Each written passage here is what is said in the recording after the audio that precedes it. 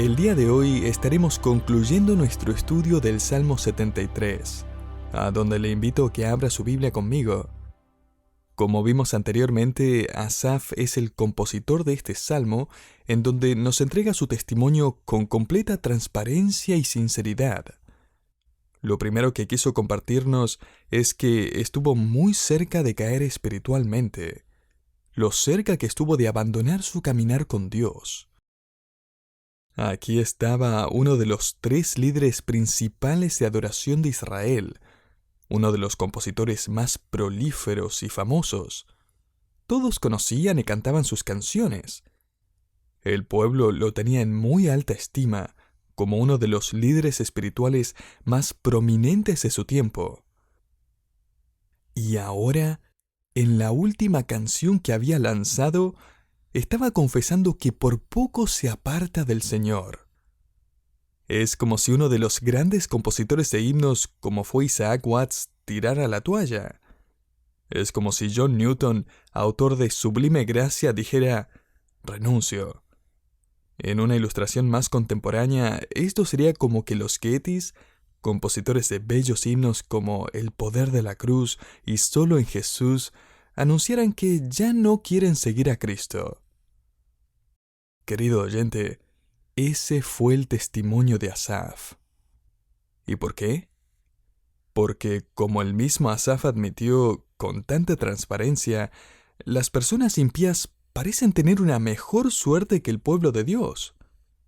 Ese era su problema.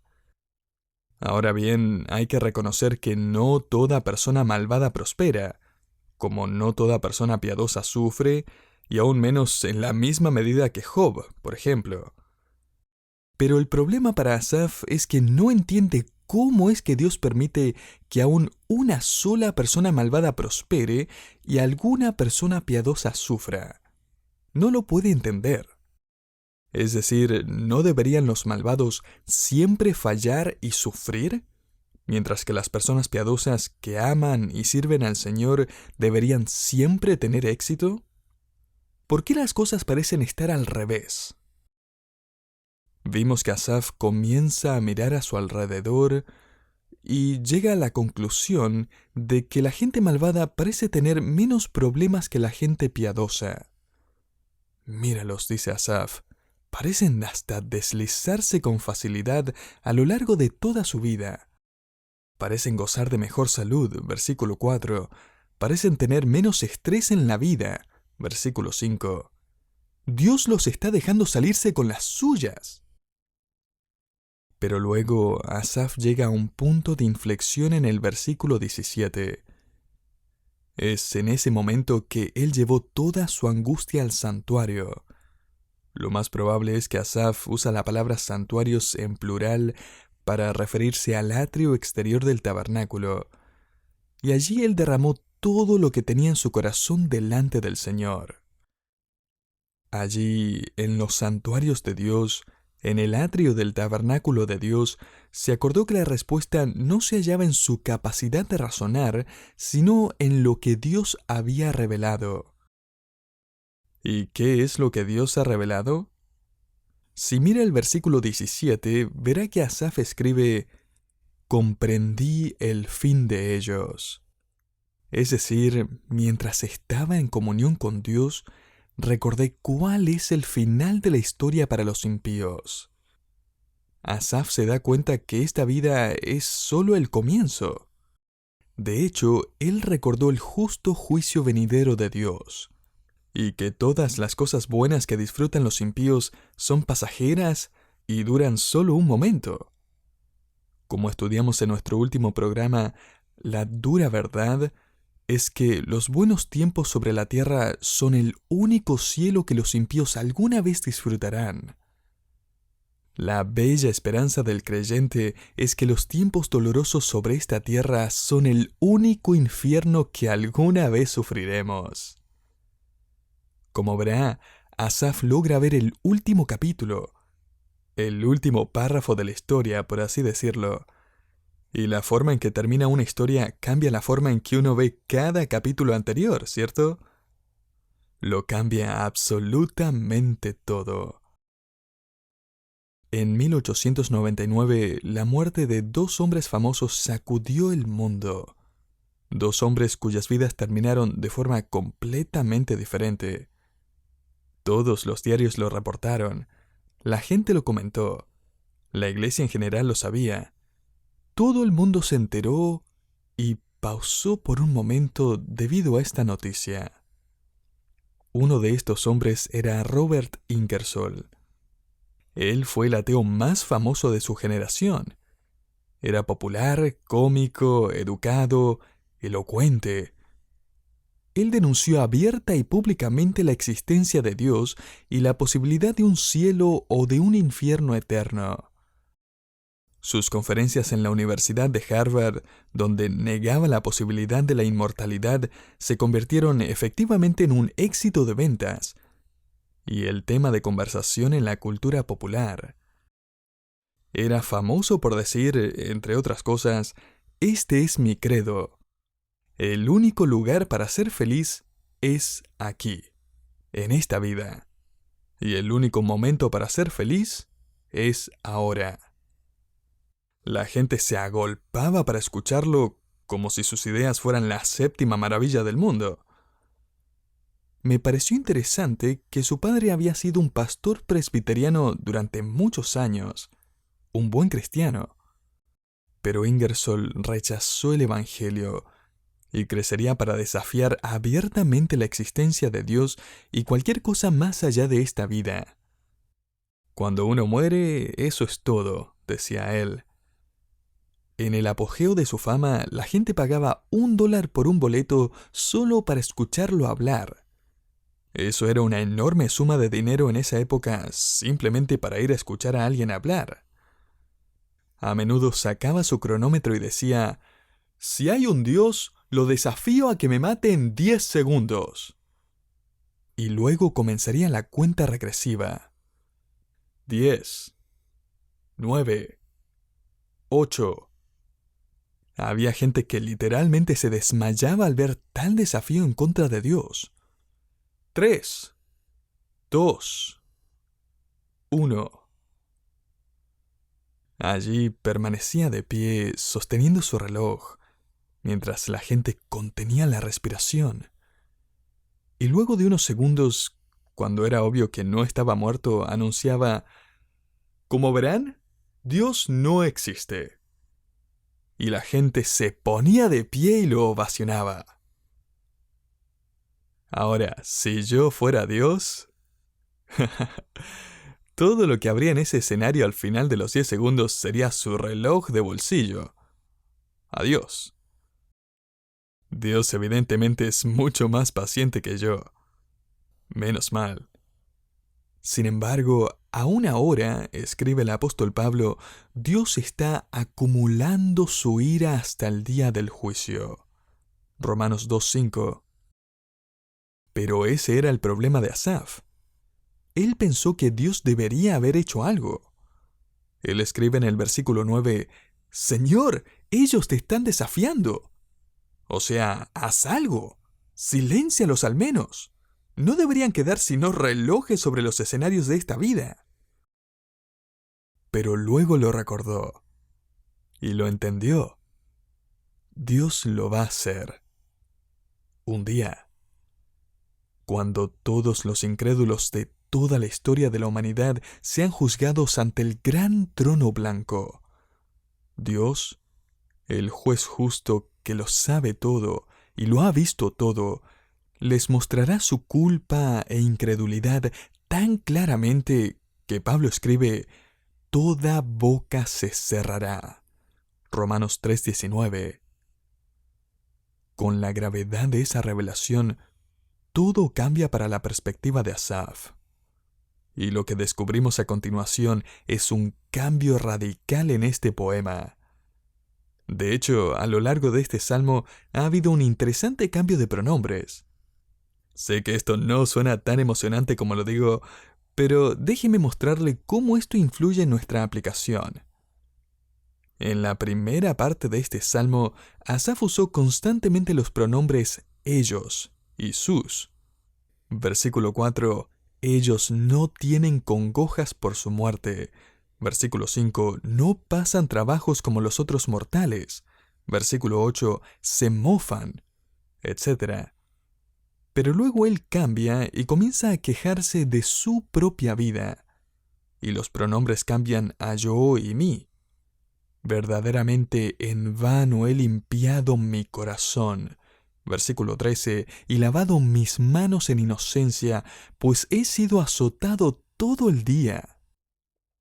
Escuche, querido oyente, siempre que nuestros ojos estén en otras personas con envidia, no va a pasar mucho tiempo antes de que nuestros ojos se posen en nosotros mismos. Y todo empieza a girar en torno a mí mismo. Pero luego hay otra transición, como mencioné. El punto de inflexión de Asaf ocurre en el versículo 17 y luego, en el versículo 18, vemos este cambio de pronombres de yo a tú, en referencia a Dios. Ciertamente, tú los has puesto en deslizaderos, versículo 18, en asolamientos tú los harás caer. Luego, cuando se refiere a sí mismo, Asaf solo lo hace para expresar su error y arrepentimiento. Y luego, en esta sección final, los pronombres cambian nuevamente.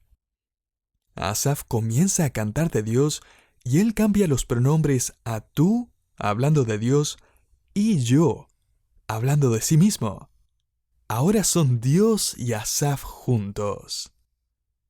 Querido oyente, esta es una de las verdades transformadoras de la vida cristiana. No se trata de ellos, no se trata de usted solamente.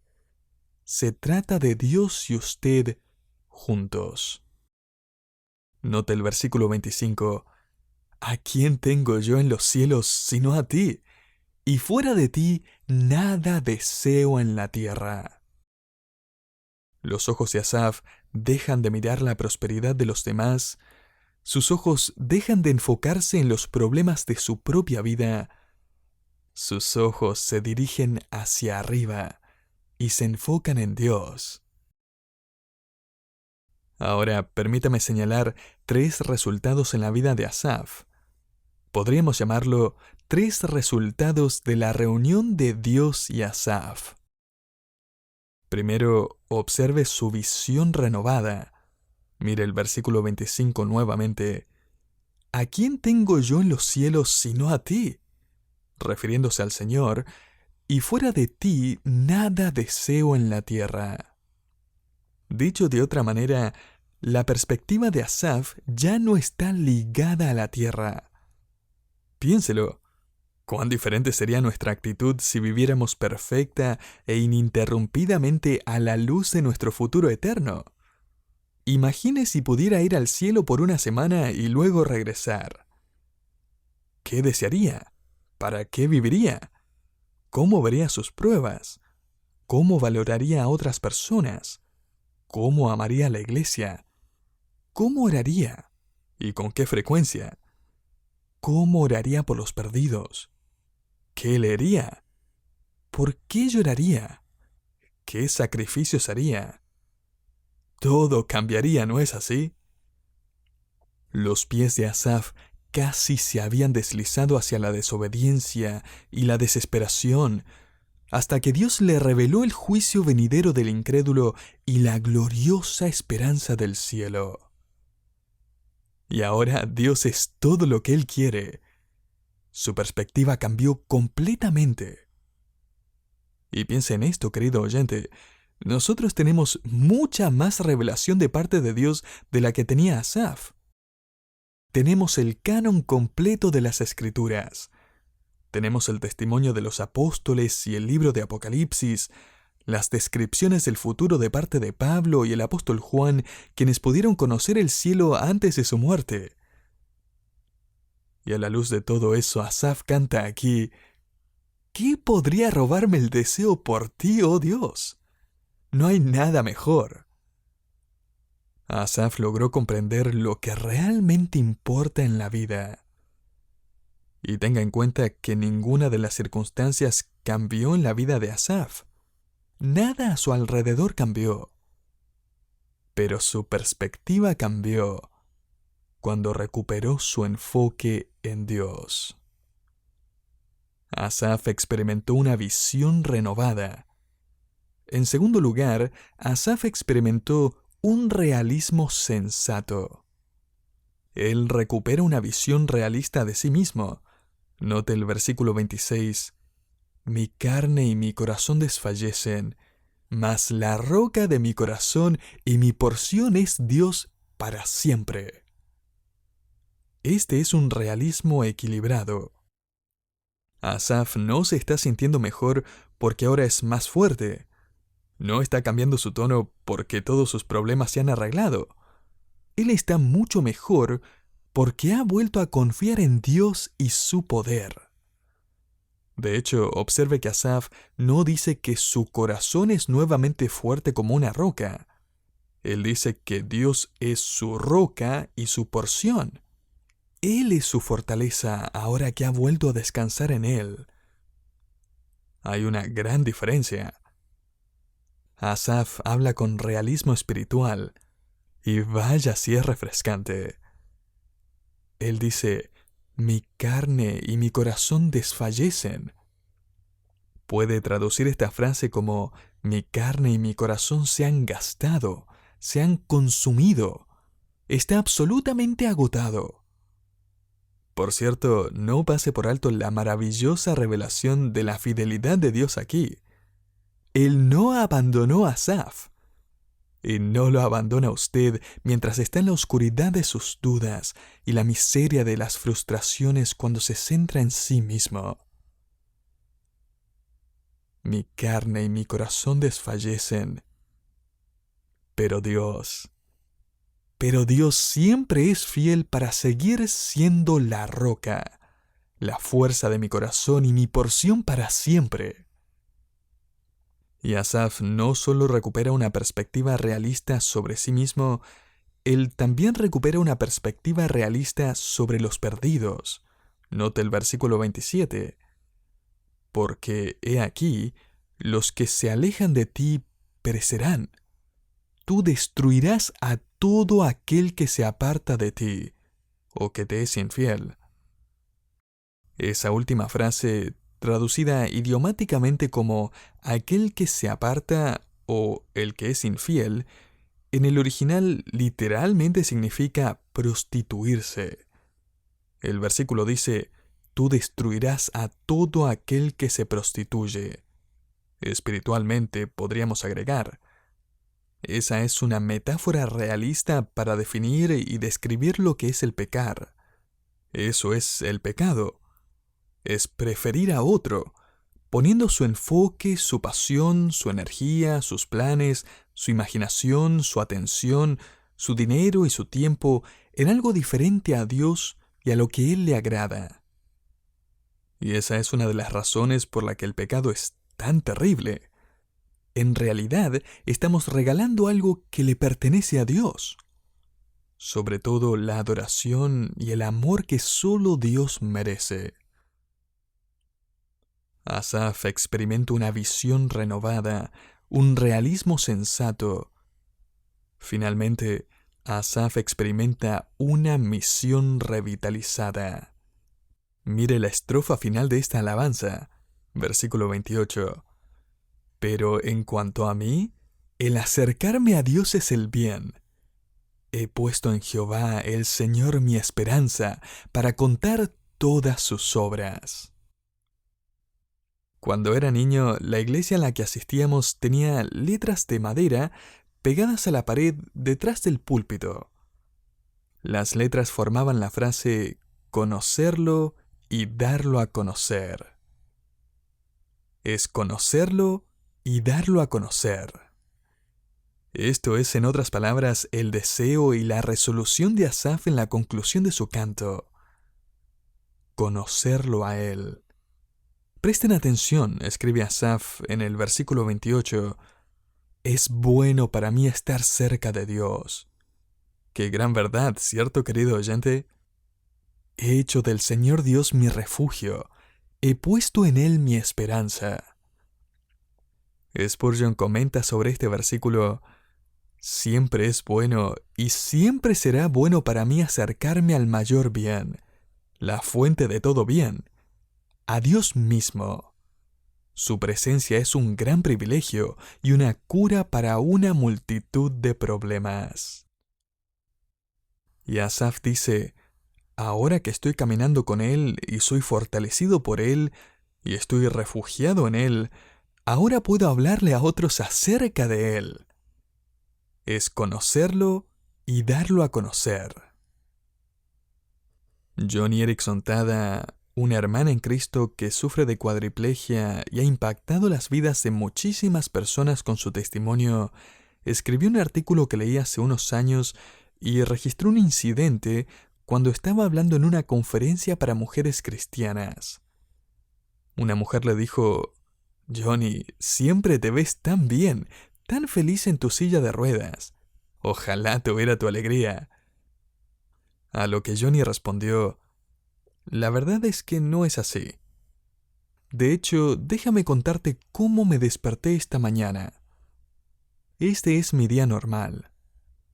Después de que mi esposo, Ken, se va a trabajar a las 6 de la mañana, estoy sola hasta que escucho que se abre la puerta de la casa a las 7 de la mañana.